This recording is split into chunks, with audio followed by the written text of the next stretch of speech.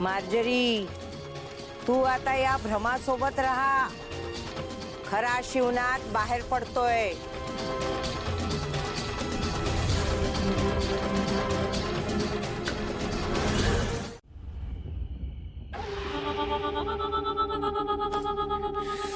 कुठे गेला असेल हा शिवनाथ?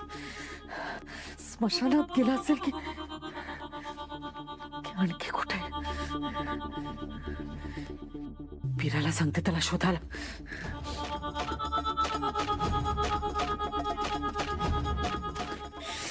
जेव्हा गरज असते ना तेव्हा कुठे गायब होतात हे लोक कोणास ठाऊक.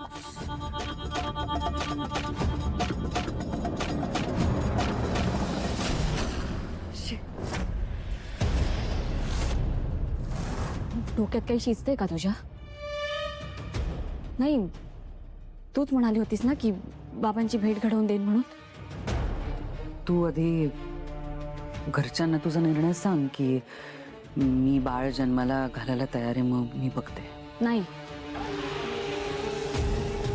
बाबांना भेटल्याशिवाय मी कुठलाच निर्णय घेणार नाही. मला मला बाबांना उद्याच भेटायचं आहे.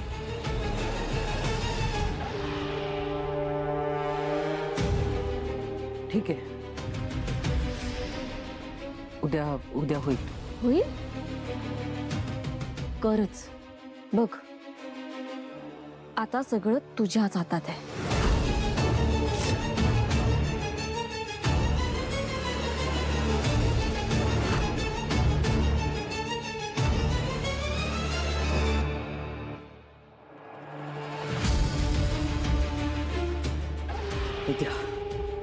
उद्या काय करू? शिवनाथ कुठे सापडेल आता? बघ ना आता, किती दिवस झाले किती दिवस झाले तो आला नाहीये घरी. कुठे गेलाय, काय करतोय काही माहित नाहीये. त्याचा फोन कधी लागतो कधी लागत नाही. फोन लागला तरी नीट काही सांगत नाही. कुठे आहे, काय करतोय काही सांगत नाही तो. मला खूप काळजी वाटते दादा त्याची. या घरात कुणालाच त्याची काही काळजी नाहीये. असं काही नाहीये, पण काळजी करायला लहान आहे का तो आता? असं काय पहिल्यांदा गेलाय का तो? नाही, याआधी गेला असंच बाहेर तो, पण पहिल्यांदाच काहीतरी विचित्र बोलतोय. काय बोलतोय असं तो? म्हणजे मला म्हणाला की घरी येताना बॉम्ब घेऊन येतोय. काय बॉम्ब? बॉम्ब घेऊन येतोय असं का म्हणाला असेल तो? मूर्ख आहे तो. काका, बॉम्ब नाही, दुसरं काहीतरी म्हणाला असेल तो. नाही ग, बॉम्बच म्हणाला. आत्या, तू रडू नकोस, मी त्याला कॉल करतो. ओके, मी बोलतो त्याच्याशी.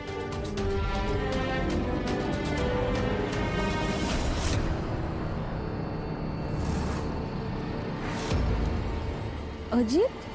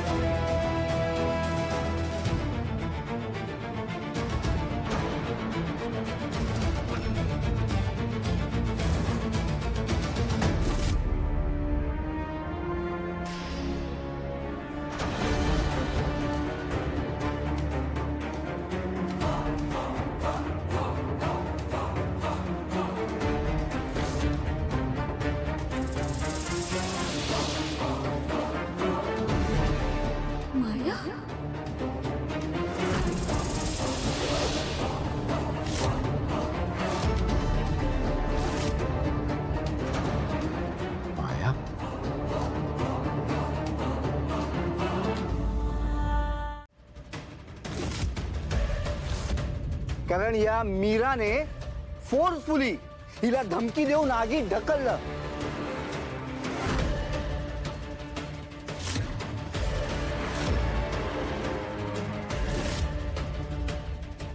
आणि जे मायाने केलंच नाहीये ते तिला एक्सेप्ट करायला लावलं, हो की नाही? अजित, तुला हिचा पुळका आला असेल ना तर येऊ दे, पण मी हिला घरात येऊ देणार नाही. आणि त्यासाठी मला तुला हाकलून द्यावं लागलं ना तरी चालेल. तू कोण आहेस रे त्याला अडवणारा?